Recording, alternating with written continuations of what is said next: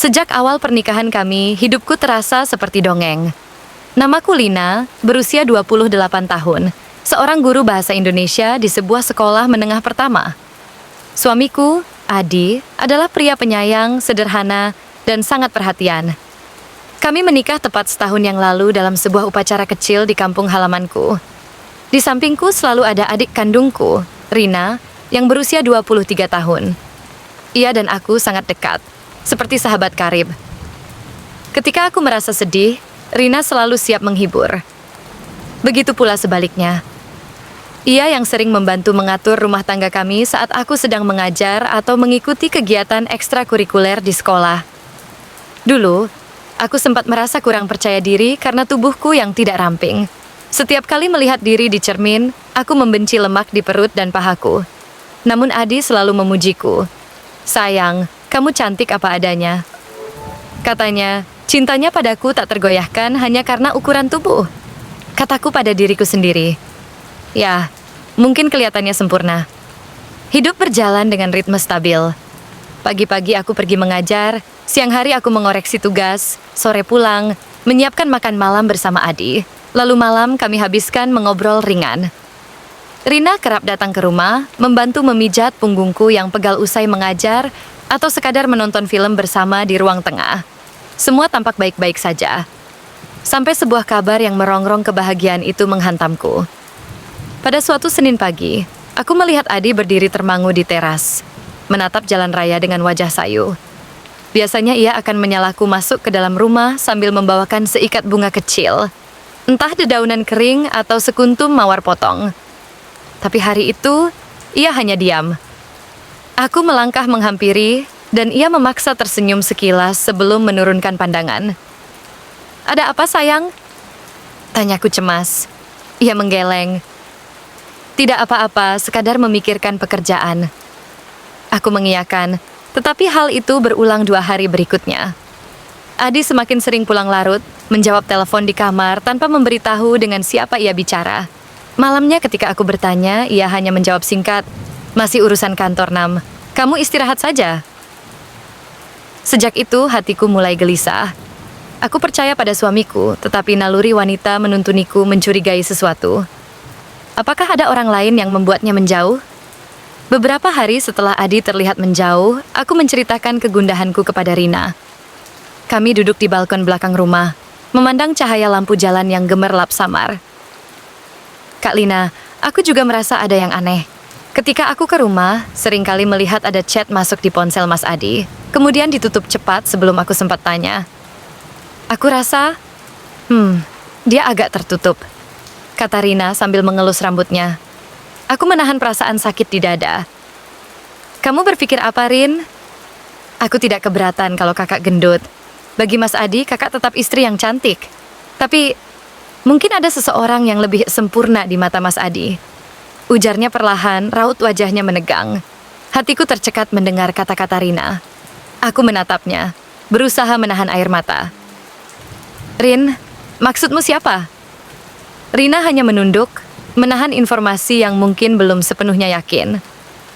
Aku belum tahu pasti, tapi hati kecilku berbisik, ada sesuatu yang tidak beres. Semalaman aku tak bisa tidur, membayangkan skenario terburuk bahwa suamiku mulai bosan dengan tubuhku yang gemuk. Namun lebih menakutkan lagi jika ada nama orang yang terlibat, orang yang dekat denganku. Suatu malam, Adi bekerja lembur di kantor cabang beberapa kilometer dari rumah. Biasanya aku tak keberatan, karena ia memang pekerja keras. Namun malam itu, teramat sunyi. Anehnya, aku mendapat telepon dari satpam kompleks rumahku yang menyampaikan bahwa ia melihat mobil suamiku keluar kompleks tengah malam. Padahal Adi bilang akan kembali larut sesudah maghrib. Pikiranku terburu-buru. Dia kemana? Kenapa berbohong? Aku memeriksa pesan terakhir di ponselnya. Hanya ada satu chat dari nomor yang tidak tersimpan. Ketemuan di kafe. Malam ini pukul 11 jantungku mencelos. Aku membayangkan kafe di pinggir kota yang sering menjadi tempat janji. Aku memaksa menahan air mata sebelum tidur. Keesokan paginya, meski lelah, aku menyembunyikan kerutan di alisku. Aku sempat bertanya, "Sayang, semalam jam berapa kamu pulang sebenarnya?" Adi menatapku singkat, lalu menjawab sambil memegang setangkai bunga. Tadi pagi pukul 1.00, aku di kantor. Aku tak menjawab, meski intuisiku sudah menyala, menandakan ada yang disembunyikan. Hari Minggu, aku memutuskan untuk pergi ke rumah orang tua. Sebelumnya, aku sempat mengintip ponsel Adi yang tertinggal di ruang tengah. Dengan jantung berdegup, aku membuka aplikasi chat dan menemukan percakapan antara Adi dan seseorang bernama Sayangku. Isinya jelas menggambarkanku. Aku rindu tawamu yang dulu. Kapan kita bertemu lagi? Aku kangen dengan senyummu. Beberapa pesan berikutnya semakin mengkhawatirkan. Kamu lebih menarik dari istrimu. Aku suka saat kamu pakai tank top itu. Lupakan Kak Lina, dia sudah terlalu gemuk. Mataku sembab, hati hancur berkeping. Aku tutup ponsel itu sebelum Adi datang, berusaha mencegah rasa sakit yang lebih parah. Aku bertanya pada diriku sendiri, siapa dia? Kenapa ia punya nama Sayangku? Rina lalu muncul, mengintip ke layar ponselku. Ia sadar aku menemukan sesuatu. Ingat ini, Kak. Lihat siapa dia. Kemungkinan besar bukan orang asing. Keesokan harinya, aku menghadapi Adi di ruang makan. Ia menatapku dengan mata lelah, seperti tak menyangka aku sudah tahu. Ada apa, Nam? Mengapa wajahmu pucat? Tanyanya sambil menaruh cangkir kopi. Aku menghela napas dalam, menyiapkan keberanian. Adi, aku menemukan chat di ponselmu. Ada seseorang yang memanggilmu sayangku. Seakan-akan lebih menarik bagimu dibandingkan aku. Adi terdiam, menunduk. Suaranya gemetar saat akhirnya ia bersuara. Lina, aku tidak bermaksud melukai hatimu. Apa maksudmu? Gumamku, berusaha menahan amarah. Adi menarik napas panjang. Aku merasa, aku kehilangan gairah denganmu karena kamu merasa sudah nyaman dan tidak peduli penampilan. Terus terang, aku bertemu dengan seseorang yang lebih segar, lebih ramping. Katanya tak begitu bangga. Dia sengaja menghubungiku dan aku melewatinya. Air mataku meledak, mengalir deras. Jadi kau selingkuh? Tanyaku. Suaraku hampir tak terdengar. Adi menunduk. Ya, aku salah. Maafkan aku, Lina. Aku tidak tahu bagaimana mengatakannya. Duka mengiris diriku. Rina datang ke pintu, menatap kami dengan mata berkaca. Ini kenyataan yang paling menakutkanku. Suamiku benar-benar mulai meninggalkan aku karena tubuhku yang gemuk. Malam itu, aku menelpon Rina untuk datang ke rumah. Ketika ia sampai, kami duduk di ruang tamu dengan suasana mencekam. Kak, kamu menemukan apa? Tanya Rina lembut, duduk di sebelahku. Aku menunduk, suaraku bergetar. Adi bilang dia bertemu seseorang yang lebih ideal, lebih kurus. Dia menyukai fisik Ade. Ada pesan-pesan yang menunjukkan bahwa dia selingkuh dengan seseorang yang mengaku adik. Rina meneguhkan duduknya, wajahnya pucat. Ia menunduk, lalu mengangkat kepalanya dengan mata yang basah. Maaf Kak, aku salah. Itu memang aku yang menuliskan pesan itu. Aku ingin percobaan untuk melihat apakah kakak mau peduli pada bentuk tubuhnya. Tapi aku tidak pernah berniat aku dan Mas Adi benar-benar dekat. Aku menyesal, Kak. Suara Rina terputus. Hatiku seketika hancur berkeping. Rina, adik yang selalu kucintai, mengaku bersekongkol dengan suamiku. Tolong jujur, Rin. Sejauh mana hubunganmu dengan Adi? Aku menguatkan diri bertanya. Rina menunduk, menahan tangis. Kak, aku minta maaf. Awalnya aku cuman iseng. Ingin membuktikan bahwa kau akan berubah jika aku memuji Mas Adi. Membuat dia tertarik padaku. Tapi, entah bagaimana, Adi benar-benar menanggapi, kami mulai sering pesan, bertemu diam-diam. Aku merasa bersalah, Kak. Telingaku berdenging mendengar pengakuan itu. Darahku rasanya mendidih, tetapi rasa sakit jauh lebih besar. Aku memeluk kepala kudus Rina yang menangis, meski hatiku tercabik-cabik. Keesokan harinya, aku belum bisa tidur. Tidur yang kutunggu malah diganti mimpi buruk. Pagi itu, aku memutuskan bicara tegas pada Rina dan Adi. Di ruang tamu, Rina duduk di kursi paling pinggir, wajahnya masih sembab. Adi berdiri di dekat pintu masuk, menunduk malu. Kak, tolong jenguk aku di sini. Pintaku lembut, meskipun hatiku sepertinya tidak punya ruang lagi untuk kelembutan. Aku menatap keduanya satu persatu. Rina, aku sudah tahu semuanya. Aku tahu upayamu memancing perhatian Mas Adi dengan kebohongan pesan tersebut. Kau juga membicarakan tubuhku yang gemuk dengan Mas Adi. Rina menunduk lebih dalam. Maafkan aku, Kak. Aku bodoh dan terlanjur jatuh cinta pada Mas Adi. Apapun alasannya, kalian sudah menghancurkan kepercayaan dan menghancurkan rumah tangga ini. Suaraku bergetar. Aku memalingkan wajah ke arah Adi. Dan kau, Adi, berkhianat. Kau memilih Rina karena tubuhnya lebih kurus. Bagaimana perasaanku tidak ada artinya lagi di matamu? Adi terkulai. Suaranya nyaris tak terdengar. Aku menyesal, Lina. Aku terlalu bodoh mengikuti nafsu. Aku tidak pernah berhenti mencintaimu. Hanya saja aku tergoda. Katanya terputus. Aku menarik napas panjang, nyaris terputus antara amarah dan sedih. Keluar dari rumahku, kalian berdua. Aku butuh waktu sendiri. Satu langkah mundur, aku menutup pintu dengan perlahan, meninggalkan mereka di ambang kehidupan yang karam. Setelah mengusir Rina dan Adi, aku menatap ruang tamu yang hampa. Semua kenangan bahagia terasa seperti abu yang terbawa angin. Hatiku hancur, seakan seluruh keluargaku berkhianat. Aku menitik air mata selama berjam-jam, menyesali kesalahan yang mungkin pernah kulakukan. Terlalu memuja karier, terlalu sibuk, terlalu memanjakan diri sehingga tubuhku melar. Aku duduk di lantai, memeluk lutut dan berbisik. Mengapa semua ini terjadi? Apakah aku memang tidak cukup baik sebagai istri dan kakak? Bibirku retak karena terlalu banyak menangis.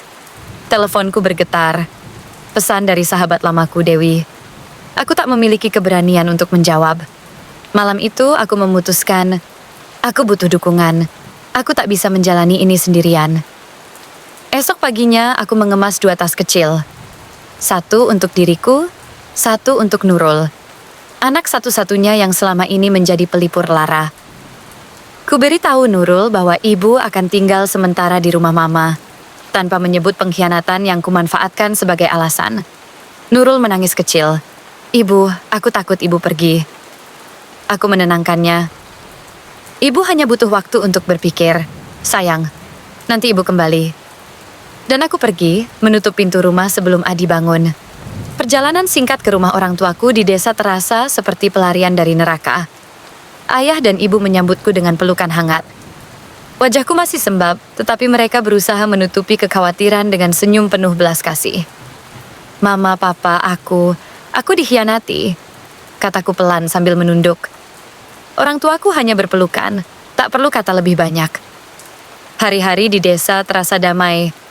Udara segar, pepohonan rindang, dan suara jangkrik mengiringi malamku. Aku membantu ibu memasak, memetik sayur di kebun, dan sesekali mengantar ke pasar pagi. Ketenangan itu membantu hatiku yang remuk belajar menenangkan diri. Setiap malam, aku menulis diari tentang perasaan sedih, marah, dan kegelisahan. Ibu mengingatkanku, "Nak, rasa sakit ini alamiah. Biarkan waktu yang menjawab. Ingatlah, Tuhan tidak akan memberi cobaan lebih berat daripada yang bisa kau tanggung." Aku menatap langit malam, berbisik pelan. Aku harus kuat demi diri sendiri dan Nurul. Malam itu, aku memutuskan untuk memulai perjalanan perbaikan diri. Selama di desa, aku berjanji pada diri sendiri untuk mengubah hal-hal yang selama ini membuatku tidak percaya diri. Aku ikut kelas senam ringan di balai desa 3 kali seminggu. Awalnya, lututku sakit karena sudah lama tak aktif bergerak. Namun, tekadku lebih kuat daripada rasa nyeri. Ibu mengajakku belajar memasak masakan sehat. Sayur rebus, lauk rendah lemak, sambal berbahan tomat dan cabai yang tidak terlalu pedas. Aku mulai belajar mencintai tubuhku, bahwa setiap lapisan lemak adalah bekas kasih sayang orang tua yang merawatku sejak kecil. Setiap bangun pagi, aku berdiri di depan cermin, memperhatikan lekuk tubuhku. Aku berbisik pada diri sendiri. Lina, kau cantik apa adanya. Suatu hari kau akan menemukan kebahagiaan baru yang lebih tulus daripada sekadar penampilan. Sementara itu, aku menelpon sahabatku Dewi, dan kami berbicara berjam-jam tentang luka hati. Dewi mengingatkan, BMI bukan ukuran kebahagiaan. Kamu lebih berharga dari itu. Ucapan itu melecut semangatku, membuatku sadar bahwa kebahagiaan sejati dimulai dari mencintai diri sendiri. Setelah hampir sebulan tinggal di desa, aku memutuskan kembali ke kota. Aku rindu rumah kami, sekalipun hatiku masih terbelah. Saat mobilku tiba di kompleks perumahan, aku melihat sosok Adi berdiri di depan pintu, menunduk. Jantungku berdegup kencang. Aku turun perlahan, mendapati Adi menatapku dengan mata merah. Aku menelan keras, menahan gemetar. "Lina," panggilnya lirih. Aku menatapnya dingin. "Apa yang kau lakukan di sini?" Adi menghela napas panjang. "Aku ingin bicara. Boleh?" Aku bergeming, tapi sesuatu dalam tatapannya membuatku tak sanggup menolak. "Kalau hanya ingin minta maaf, silakan." Adi mendekat, ragu-ragu. "Lina, aku menyesal. Aku sudah meninggalkan rumah selama sebulan demi mencari kejelasan. Dan aku menyadari kau adalah belahan jiwaku. Aku sudah mencoba kembali padamu berkali-kali lewat telepon, tapi kau tidak mau bicara." Aku menunduk, memikirkan patah hati yang dulu menggerogoti batinku. "Kenapa sekarang kau datang? Sudah terlambat." Adi menatapku pelan. "Beri aku satu kesempatan. Aku rela melakukan apa saja untuk memperbaiki kesalahanku." Aku berdeham. "Kesempatan apa?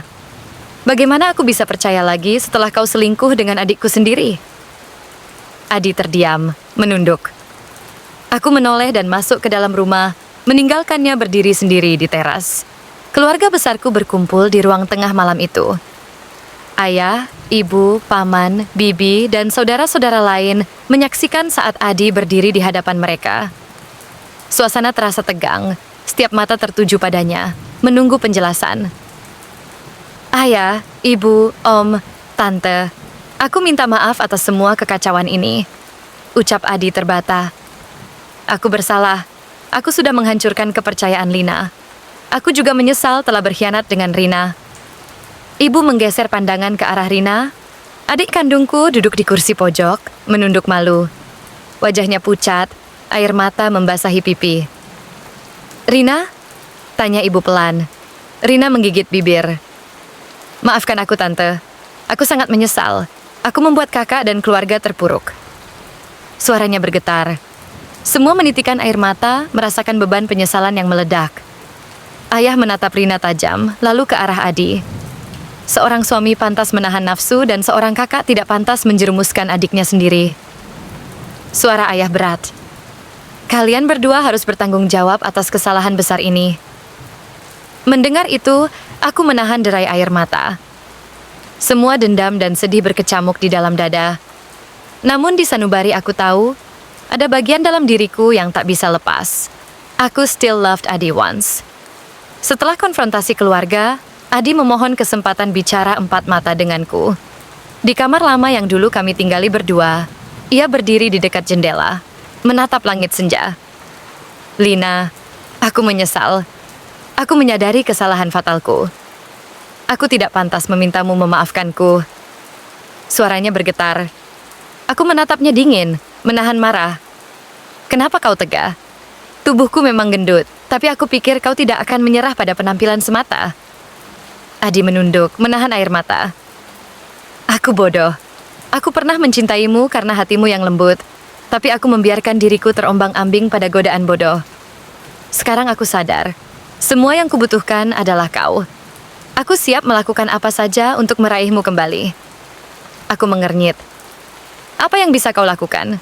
Aku sudah jatuh terlalu dalam. Hatiku masih hancur." Adi mengulurkan tangan.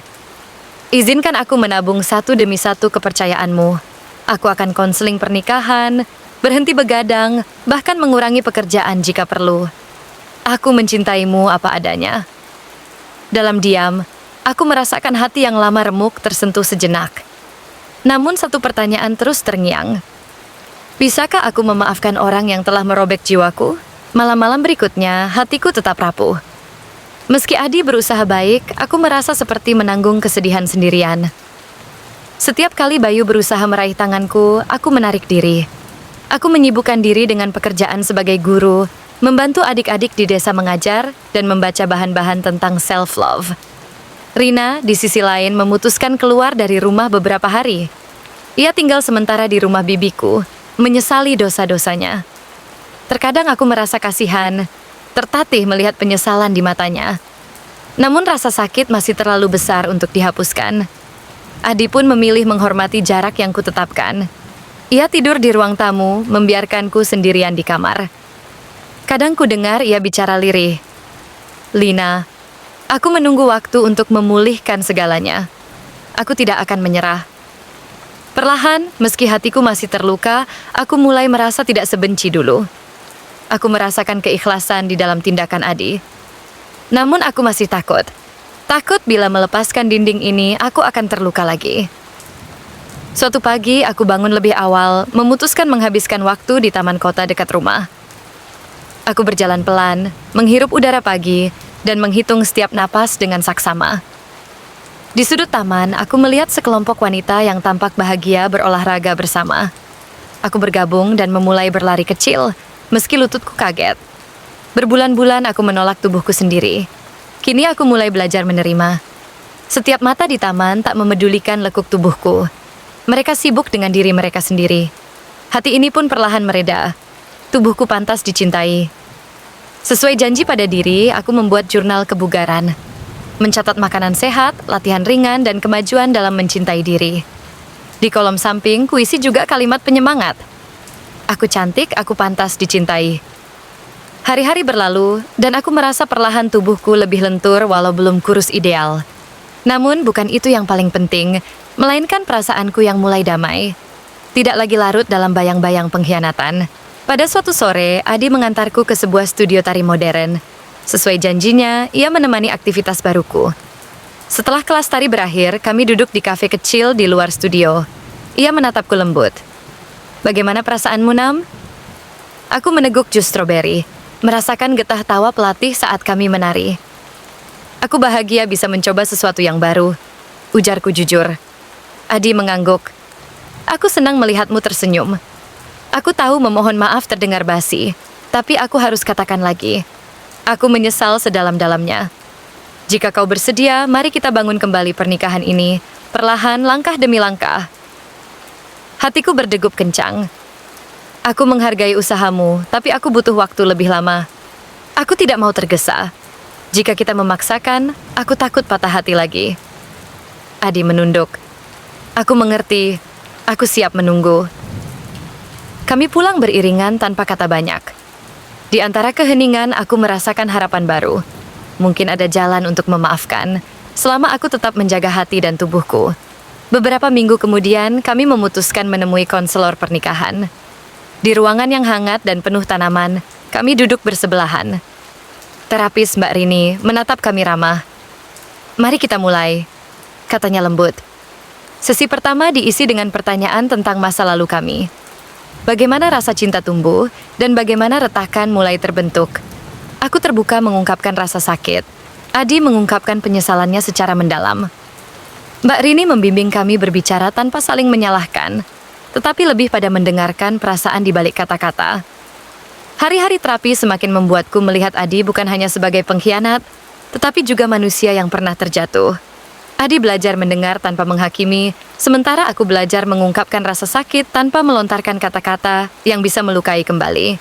Terapi berjalan 5 sesi, tiap minggu 1 kali. Kami mempelajari cara berkomunikasi efektif.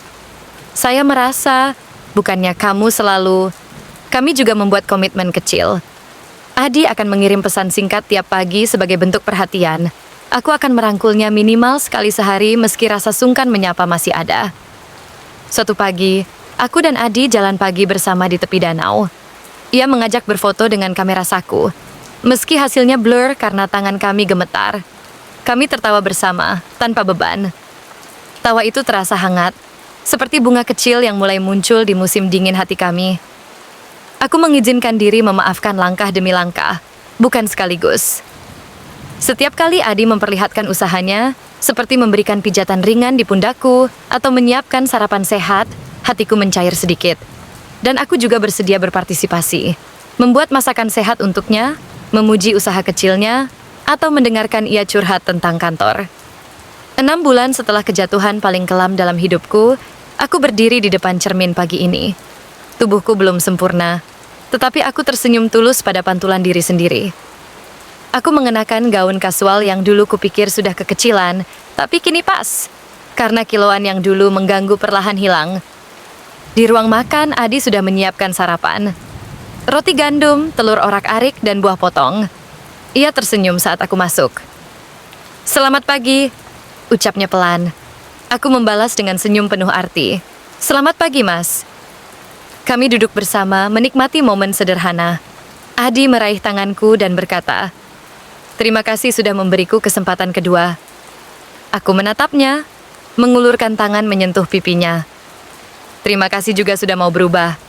Kita mungkin tidak sempurna, tapi kita akan terus berjalan bersama." Beberapa jam kemudian, Rina datang berkunjung. Ia melangkah ragu, menunduk.